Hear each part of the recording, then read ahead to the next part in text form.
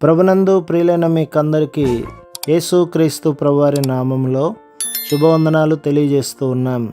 ఎడారిలో సెలయేర్లు అనే దిన ధ్యానము కొరకై స్వాగతం. నవంబరు 28.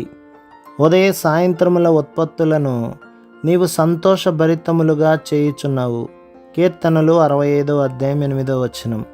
ఉదయం పెందలాడే లేచి కొండ మీదకి వెళ్ళి దేవుడు ఉదయాన్ని ఎలా తయారు చేస్తాడో పరిశీలించండి.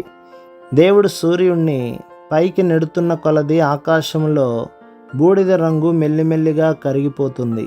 అన్ని రంగులు కాస్త కాస్త అక్కడక్కడ ప్రత్యక్షమవుతాయి.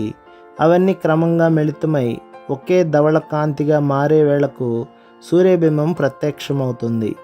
దినకరుడు టీవీగా బయలుదేరి తన కిరణాలను భూమిపై కురిపిస్తుంటే ఆ సంధ్యారుణిమలో ప్రకృతి దేవుని మహిమను వర్ణిస్తూ గొంతెత్తి పాడే పాటను వినండి. సంధ్యకాంతుల్లా కెంజాయలో మంజుల స్వరం ఒకటి విన్నాను. దినమంతా నీతో ఉన్నాను, సంతోషంగా ఉండు.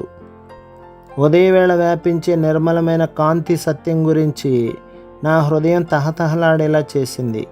ఆ సత్యమే నన్ను ఉదయమంతా స్వచ్ఛంగా చేసే మహిమ గలది. అది ప్రకృతి ఆలపించే మధుర గీతికలో శృతి కలపడానికి నాకు తోడ్పడుతుంది. ఉషోదయ వేళ విసిరే గాలి నా నాసికా రంధ్రాలలో జీవాన్ని ఊదిన దేవునిలో నేను నా ఆశలు నిలుపుకునేలా చేసింది. ఆయన తన ఊపిరితోనూ తన మనస్సుతోనూ తన ఆత్మతోనూ నన్ను నింపి ఆయన ఆలోచనలే నేను ఆలోచించేలా, ఆ జీవితాన్ని నేను జీవించగలిగేలా, అందులోనే నా బ్రతుకును నింపుకొని మహిమను పొందగలిగేలా ప్రార్థించేలా చేసింది.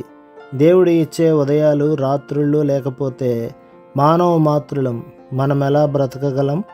రాత్రికి పగటికి మధ్య వేగు చుక్క పొడిచిన వేళ, నీడల జాడలు నిశ్శబ్దంగా కదిలిపోతున్న వేళ, ఈ దినం చేయవలసినదేమిటని నీ గదిలో ఏకాంతంగా ముచ్చటగా యేసుతో ముచ్చటించు.